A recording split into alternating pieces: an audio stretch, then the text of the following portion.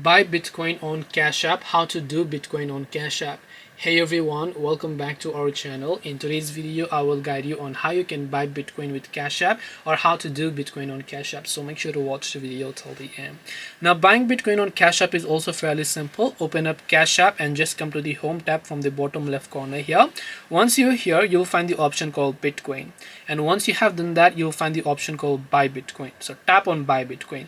Now you can enter the dollars worth of Bitcoin you want to buy. If you don't know the price of one Bitcoin, you can scroll down here. You'll see at the current time as I'm making this video, it's $41,734.47. So depending upon how much you'd like to buy, just enter. Let's say I want to buy $100 worth.